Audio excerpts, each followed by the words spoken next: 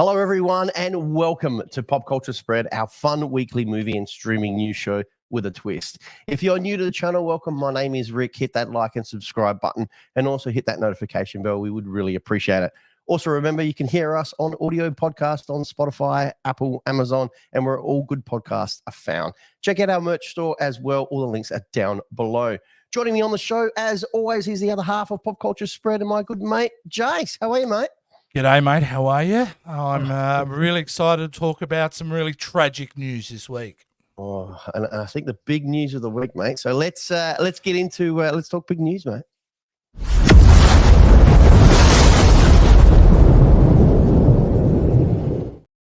All right, Rick. Well, the biggest news of the week, mate, and I think we're all very shocked at this one, it is the breakup of Hugh Jackman and his wife, Deborah Lee Furness, after 27 years, mate. Yes, this is the big news because here in Australia, mate, he's an icon.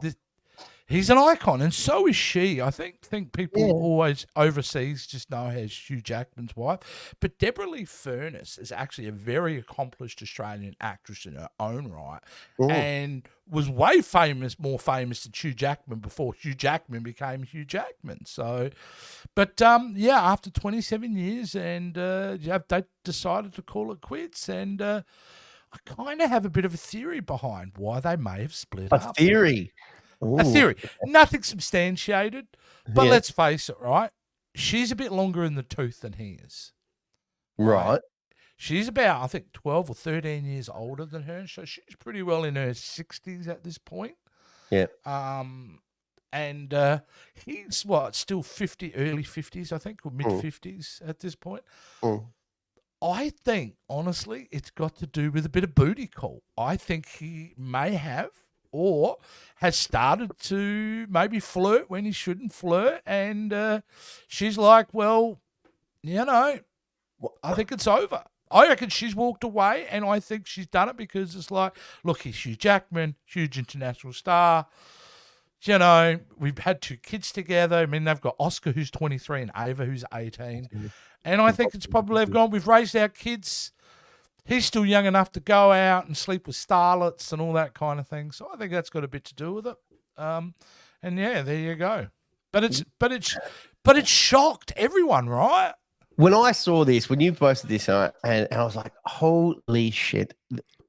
You understand, like, Hugh Jackman and his wife, Deborah, are, like I said, huge around the world. But here in Australia, Hugh Jackman is like the nicest guy in Hollywood, right? Everyone loves him, and have you ever seen any bad publicity about Hugh Jackman in the news? You never. Or her. They are basically the Tom Hanks and Rita Wilson of Australia. Like, they're the perfect Hollywood couple in a way for Australia. So it does shock it. I must admit, I woke up, read it, and turned to my wife and I said, we've been together 27 years. What hope do we have now? Like, nothing's ever going to be the same. Oh, no. But it is interesting. And I think it's also a comment that Hollywood, it's almost like if you're going to be an actor, you need to do the Goldie Hawn, Kurt Russell thing. And then you just don't get married. You just don't get married.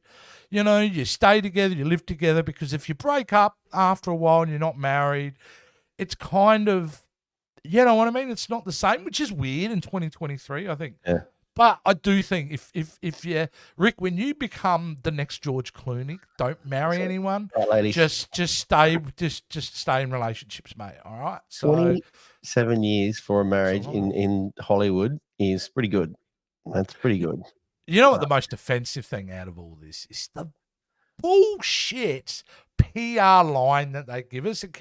I'm just going to read what the statement they released is, because it makes you sick, because it's all full of crap. And that is, our family has been and always be our highest priority. We undertake this next chapter with gratitude, love, and kindness. We greatly appreciate your understanding and respecting our privacy as our family navigates this transition in all our lives. This is the sole statement either of us will make.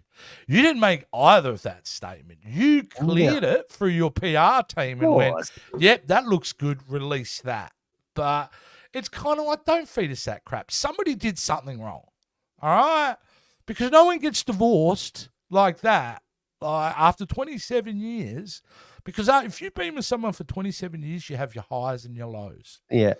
You know what I mean? Sometimes. You reckon someone's you're not leaving after 27 years because you're growing apart. Something has happened. So my bet is he's been sticking his little tallywhack in places he shouldn't. Really? Yeah, I think so. And I think she's just gone, look, that's what you're into. You're still young. You know, we've had a family. I'm going to go.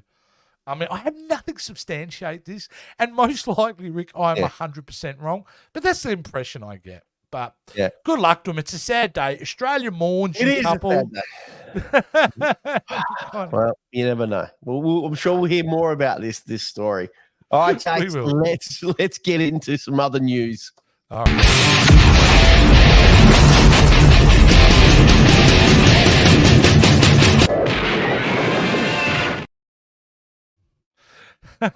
It still gets me that. I absolutely love that intro. That's so all right, Rick, what do we got, mate? We have got some James Bond news. So it's been rumored that Matthew Vaughn is to be the top choice to helm the next James Bond movie. The Kingsman director, Matthew Vaughn, is rumored to be the top choice to direct the next James Bond movie.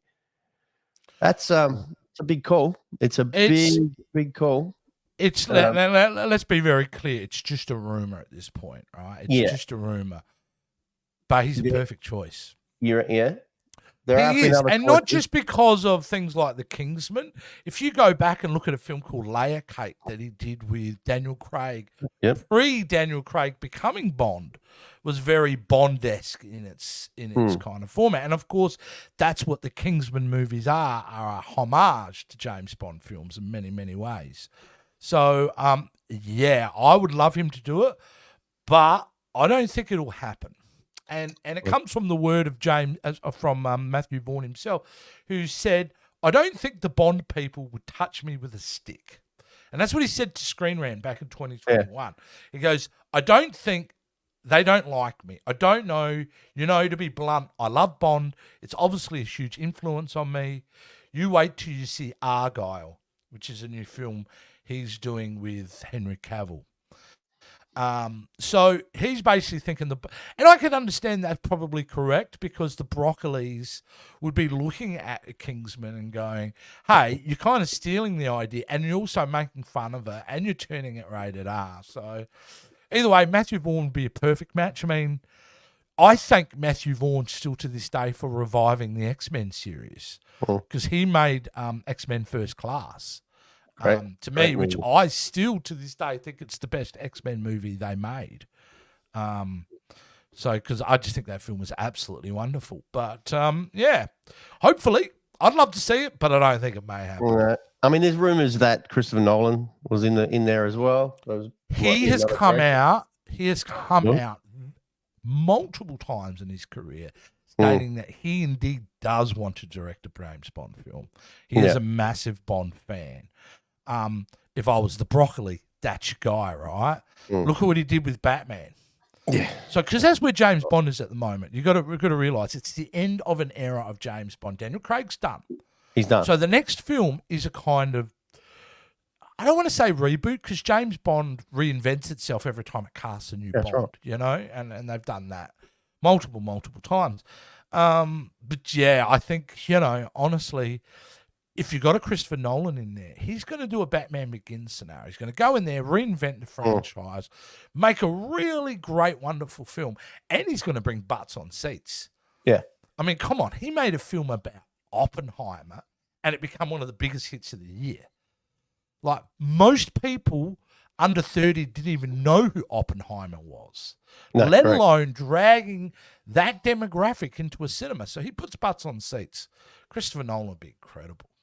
But the big question is, who's going to play Bond? That's just get a great actor. You know who I like, who I would think would be a really great Bond, and this is not because I'm virtue signaling at all. It's just because I really like the actor. He played, I can't remember his name, but he played the villain in Secret Invasion.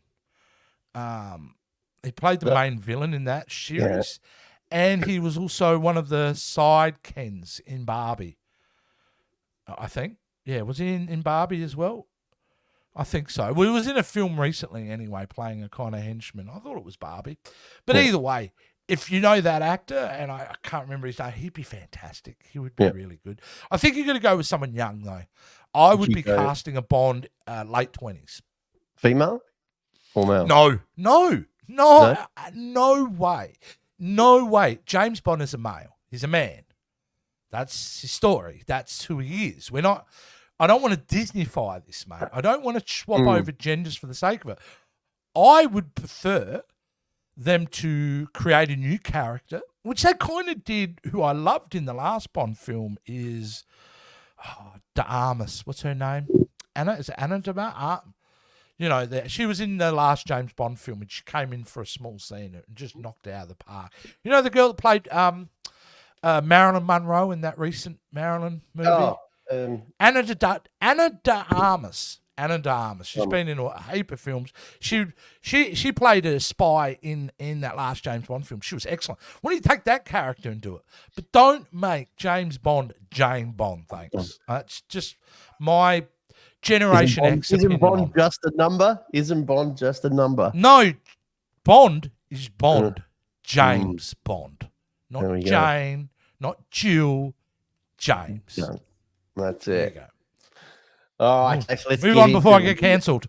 Yeah. Let's get into something I know that you are heavily involved in, and that is Star Wars. Some great Star Wars news has come out. Lando, Donald Glover's Star Wars project is going to be a film instead of a Disney Plus series. Now, Jace, myself, I'm not heavily involved in the Star Wars universe. Yet we're still friends. But yeah, I know that's scary stuff. But mate, what's going on here, mate? What's the story here? Well, Glover's come out and said it's not even a show now. The idea right now is to do a movie right now because of the strike. It's like a game of telephone. So really, what really coming out of this story is, I think the whole project's at jeopardy. Honestly, if you're now going, look, it's not going to be a series, it's going to be a movie, I don't believe they'll release that movie. If that movie comes out, it will not be released for a long time because they already have plans on how, because it's a big deal for Star Wars to get back into the cinemas. Yeah. After 2019 absolute disaster, Rise of Skywalker, they know they have to be very careful with the next film that goes in. Now, currently, they've done some amazing work on Disney Plus. You know, and right now, Ahsoka is absolutely phenomenal. Andor was amazing. Most of Mandalorian's been great. So they've really got television nailed pretty well at the moment. But the next film they're going to do apparently is going to be a culmination, which Ahsoka right now is actually setting up the story of the film, where you're going to have the characters from Mandalorian, Book of Boba Fett, Ahsoka all come together for a big event film. So that's how they're going to come back into it. So if Lando was going to happen, it would happen after that, I would suggest. Okay. But I'm down for it. I thought Donald Glover was great in that film. I think that film is a much maligned film. I understand the criticisms of Solo, a Star Wars story. I understand, nothing really happened, but it was still a really great adventure film. And he was fantastic. So I'd love him to see him come back. But I think if you had to make budget cuts, as we reported a couple of weeks ago on this show about Disney losing so much money, this would be a project you'd probably look at cutting. Okay. Yeah. And I hate saying that as a Star Wars fan because they're doing really well at the moment, but no, they are. And going on, like I was just saying before, not being so heavily versed into the Star Wars universe, I'm really enjoying the content that's on Disney Plus. I'm really enjoying Ahsoka at the moment. It's one of those shows that you don't really need to know, I guess, the whole backstory. You can actually just watch that show and go into it and go, wow, because it's written so well. It was actually on by design to be an entry point for new fans, like that show. But I'm telling you, as someone who's an old school fan, who's watched all the Clone Wars, all the Rebels, the gift that it gives to us in that fan base is massive, dude, because there are so many things in that show that echo back. And the last episode, and guys, if you haven't seen the spoiler alert here, they actually brought in young Ahsoka. They brought in classic Anakin from the Clone Wars. They brought the animated characters of those two and brought them into real life. It's incredible what they're doing here. And, yeah. But as for Lando, mate, he's a great character. Donald Glover, it'd be great to see him playing him again. It just, I don't know. I hope it happens, but I don't think it's going to. We hope so. But what are they doing? Just keep bringing more good content in the Star Wars universe, because I'm enjoying it, and I'm sure other people are. There's going to be less coming up. There's going to be less because they have to make budget cuts. But sometimes less is better. Is better. And I think, yeah, and it means, we're going to get better quality content. And that's which the key. Star Wars is already quality. doing. That's right. Quality. 100%. All right. Let's move on to another story regarding The Sopranos. Another phenomenal show, which I absolutely love. But this is a story which we're thinking. Hey, if I love Star Wars, as much as I love Star Wars, this man loves The Sopranos as much. I was like, Soprano news. There's something, but it's not what you think it is. So, Sopranos actress Dre D'Amato speaks out about joining OnlyFans, and she says she'd rather save her family than save face. Now, if you're not too sure who Dre D'Amato is, she played Adriana for the first 5 seasons of The Sopranos. So she was the girlfriend. But what's interesting about this story is the struggles that she's had for the last, I guess, after the show has been finished. She did a couple of other shows, but she was saying that she didn't really get paid a lot of money doing The Sopranos. And what that led to is, and also obviously COVID had kicked in for those 3 years. She's a massive advocate for not getting vaccinated. So that stopped her from getting work as well. And obviously she's got her family that she needs to support, and so the rest of it. So then she decided, she's at the age of 51, and she's decided, well, you know what? I still need to pay my bills. I still need to do what I need to do. Fuck it. I'm going to do an OnlyFans page and make money that way. There's so much to unpack with this story, Rick. It is. There's so much. This is everyday life. And even if you are a celebrity, and things are still tough as well. So you can kind of relate to that as well, being that. And there are a lot of people who do join OnlyFans, and they don't just do adult content. You got to remember as well, guys, it's not just adult content. You can do weird things and stuff like that. Come on, dude. Like 99% of OnlyFans, yeah, correct. It's adult related, and that's what she is doing. She's going to be doing adult related content. So, but we're not here to be moral judges on her professional choice, right? I wish she didn't have to do that, but it also does raise bigger issues. The fact of the perception by the general public about how much actors earn. They're on a TV show and all of a sudden everyone thinks they're rich. And here's an example. And she hasn't been on that show for about 15, 16 years. So she does need to make money. But it also is a bigger issue, and we're all suffering at the moment, is inflation. And what's happening globally, I mean, if you're on TikTok at the moment, Rick, all I'm seeing these days in my feed is people talking about they're struggling to pay rent. They're working 2 jobs and not being able to pay their mortgage. The people are struggling, and Dre is no different than that. I just wish she didn't have to do that content. She's gorgeous, and I'm sure she's going to make and you got to look at this too. How else is she going to make big money quickly? No, correct. Like, there's millions of dollars at play here. So she's 51, and she's like, hey, man, if I've still got it at 51 and I can make money from it at 51, why not? Maybe the last time she gets to show off what she's got. But, yeah, it's still... So moving forward, I would prefer her to have been in a hit show than do that. Yeah.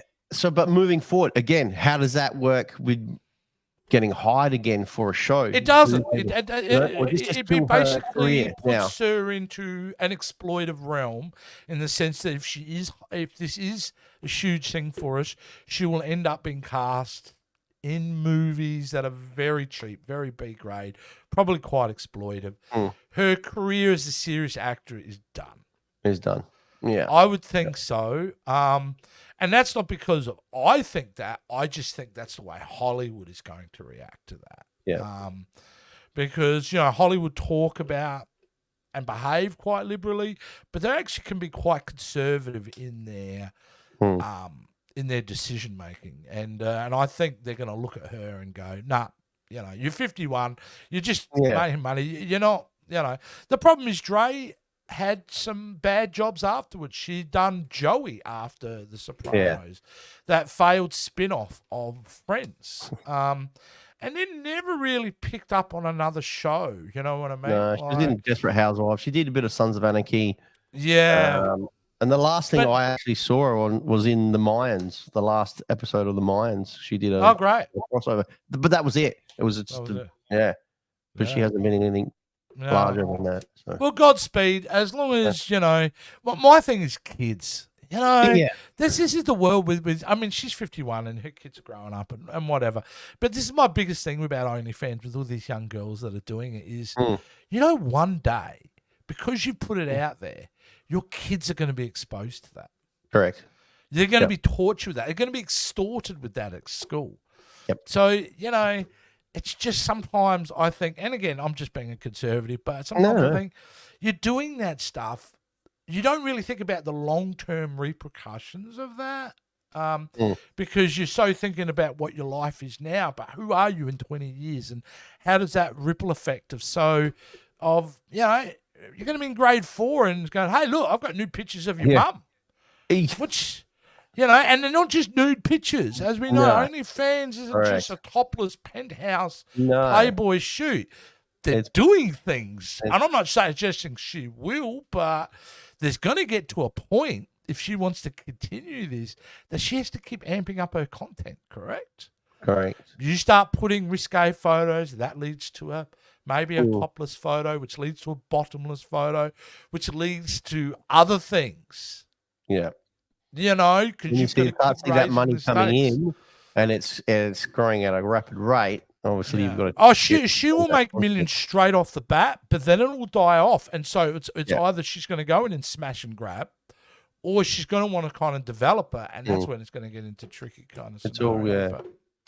But anyway, good luck to her. I want her all the best for her. I'd like she to was see it a back wonderful on the actress. screen. Yeah, I would just like her to see, her being on a hit TV show. Yeah, awesome. But you know what? Maybe she's going, look, I could be on a set for 9 months a year, 16 hours a day.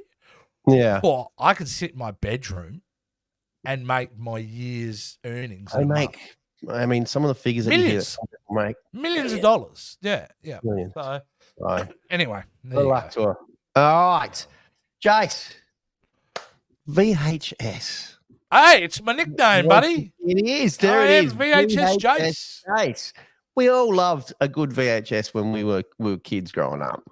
And this next story, it's been a bit of a fad coming through about VHS movies, some classic VHS movies that are worth quite a bit of money, which is quite surprising. And you know, you can just see here, but it comes at a cost, though. That's the thing. The movies have to be in pristine condition to get this sort of money, but some of the money they're asking for is just crazy. Let's go through some of these movies, though, Rick. Yeah, let's have a look at some of these movies. We've got A Nightmare on Elm Street. If you've got a pristine copy of that, that's worth $5,000. Now, remember, this is the UK, so that's probably £5,000. So it's probably $7,000-8,000. The Goonies, Taxi Driver, Conan, Dumbo. Dumbo's a bit of a one I was shocked at. Back to the Future. Fast and How is Fast and the Furious worth as much as Back to the Future? It's Paul Walker. How does that happen? I know. I think people just want to see Paul Walker in that, maybe. But you're right. It's weird. But like you've got things like First Blood, you know, and you've got things like Gremlins. Halloween 2, not Halloween. But but Halloween 2, the less than sequel, is worth £1,500. But isn't it interesting because now it is very much collector's. It's nostalgia at this point, isn't it? So finding VHS tapes by itself, Rick, is a hunt. Let alone you now trying to find pristine copies. good luck. I mean, it's hard to do that with DVDs these days. Yeah, correct. But yeah, look, I sold my entire, and as you know, I had hundreds and hundreds of Blu-rays, 4K Blu-rays, and I sold my collection, right? And as we were moving, we wanted to downsize stuff and all that. I've kept a few box sets, but I basically got rid of everything. And you know what? I'll be honest with you today. Sometimes I regret it.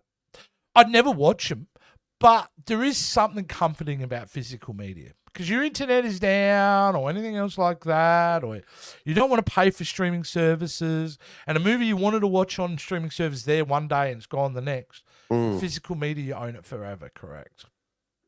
There's still a lot of people out there that love physical media. And there are. Good luck to them. I mean, this has popped up, there's a lot of stuff here on eBay that people are flogging off. But a VHS player, you could probably still get them. You can get some texts that will, they're not cheap either. This is going to bump the price up now. People are going to try and flog off VHS, buddy. Well, it's about the member berries. That's what it's all about. It's about the nostalgia of it. I mean, like, using it as a viable format to watch entertainment, nobody's buying them for that. No. Nobody. Because who's going to want to watch, static on the screen in a square format, I mean, you're not going to watch it. Mind you, the one thing I used to love about VHS tapes, Rick, was the trailers in the beginning. Yeah. And you don't kind of get that with physical don't get that media now. And you used to, this is what's coming out, Yeah. Very cool. But there you go. It's whatever is old is new again in the world of retro collecting. I'm going to go check out my collection and see what I've got. Well, okay, you've put it out there. Give me some titles at the top of the head. What are some VHS? I've got, but not in VHS. That you can say on the show. Well, I don't think I've got any on the list, but I'm sure I've got something that we can do. But I've got a lot of DVDs that I still have, which are still shrink wrapped, and I haven't touched and haven't even opened. Which is, And the aforementioned Sopranos is one of them. Correct. You've got a box set that's never been opened. It's never been opened. So who knows? It might come around in cycles again. So let's see. Maybe you can deal with Dre once she's made some of that OnlyFans money. I'll reach out to her. Shit. All right, Chase, let's get on to train wreck of the week.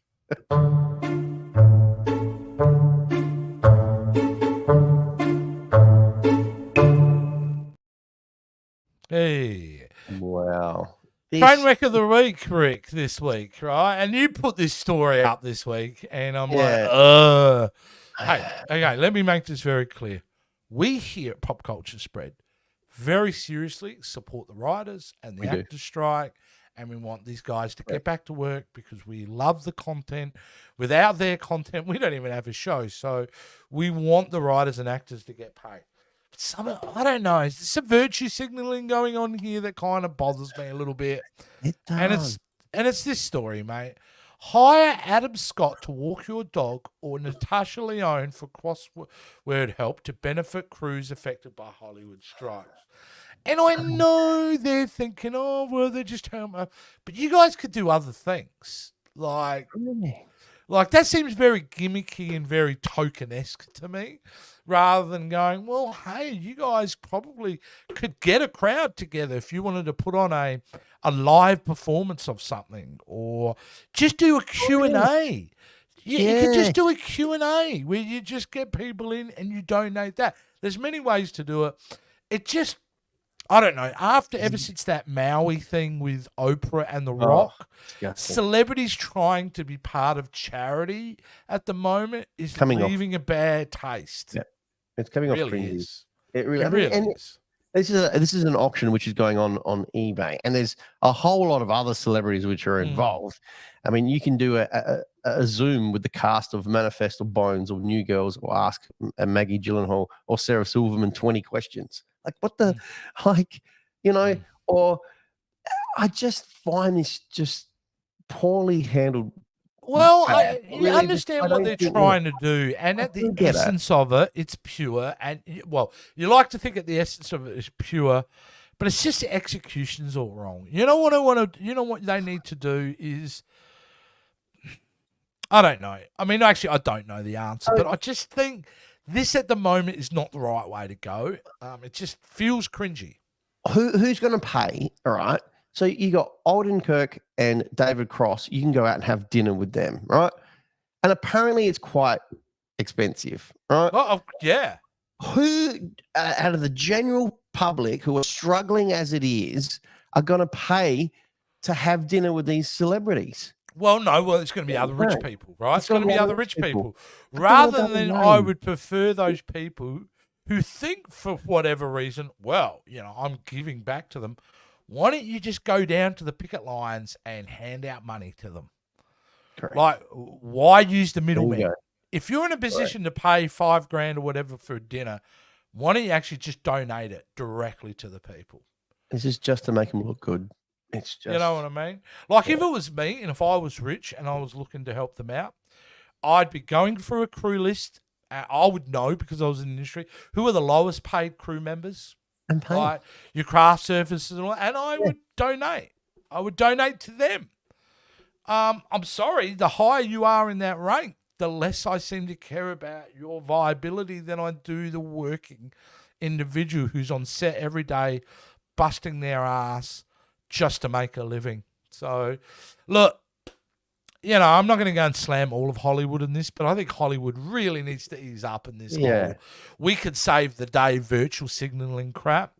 And like, just get back into the room. And I'm not blaming the actors or the writers. I'm not blaming even the studios. But guys, let's work this out. Let's get everyone back to work, and let's get on making great entertainment that Hollywood does. Definitely a training story for me, though. But yeah, you know what? Let's get off all this negativity again, Jace. Let's get into my favourite segment, some great Aussie telly. I tell you what, any boss who sacks anyone for not turning up to die is a bum. The greatest Prime Minister ever, Bob Hawke. All right, Rick, this week, all right, we're going to go back to the 80s a bit. Now, you and me, we're childs of the 80s. I'm a little bit older than you, but I was definitely a child of the 80s. And when I woke up in the morning in my jammy jams and I grabbed a bowl of cereal, I would want to watch something in the mornings, right? I'd want to watch my cartoons. And in the 80s, there was one show that had probably the star of children's television for many, many kids, but also for adults. And who I'm talking about, Rick, guess who I'm talking about this week? Take a guess. Nothing comes off the top of my head at this point. It should, Rick, because we're going to watch this clip and then we're going to talk about it afterwards. But check out a clip for some great Aussie talent. Look what I've got, Agro. Look at this. What's he called? Well, he doesn't have a name. Good luck troll. It's called a good luck troll. All right, yes. Have a look at him. Yep. See? There he is. I'll just turn him around. Look at him. Geez, I reckon my hair would go like that if I had a pencil up my ass as well.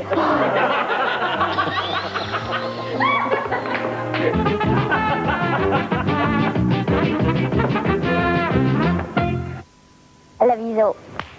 I love yous all. Jeff Felix says that.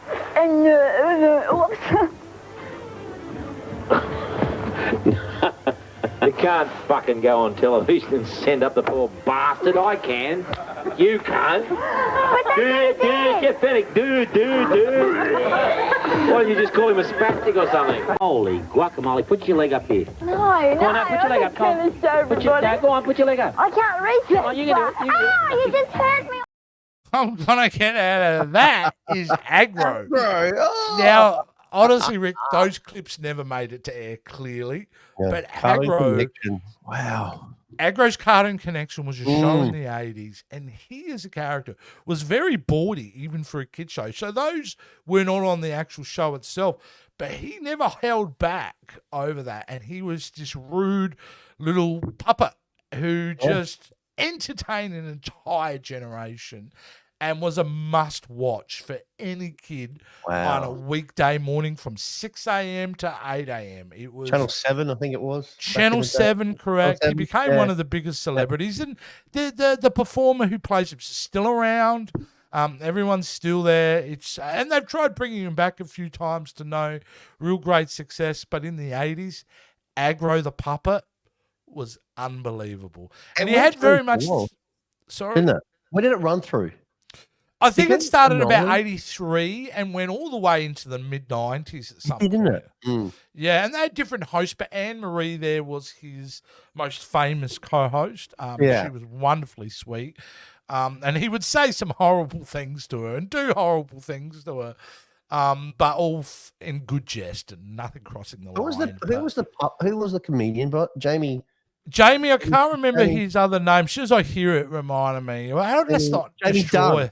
Jamie Dunn. Jamie Dunn. Jamie You're Dunn. destroying the Yeah. illusion there, Rick, but that's okay. Oh, But yeah, aggro. So yeah. Aussies out there, they know exactly who Aggro is. They know him. If you're an Australian, you don't know him. And if you haven't heard of him, you're seeing this for the first time because you're watching from, say, the US, YouTube Aggro, AGRO, and watch some of the most funniest clips, even to this day, some of the funniest stuff you'll ever see around children's television. It's absolutely amazing. But that was the great Aussie Tally of the week, Rick. Aggro. How can you go wrong with Aggro? I'm going to go back and watch some aggro stuff now on YouTube. Absolutely. I love it.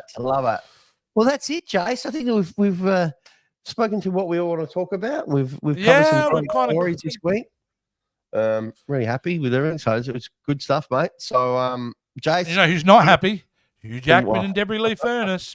One of them's definitely unhappier than the other one. Someone's doing something. There you go. Guys. But thank you, everyone, for joining us on this week's show. We really, really appreciate it, guys. And we'll see everyone next week. Bye for See you now. guys. See ya. Thanks for watching the Pop Culture Spread YouTube channel. Please don't forget to like, subscribe, and ring that notification bell. Also, don't forget to follow us on all our social media platforms. And if you're looking for some quality wear, don't forget to check out our merchandise store available right now.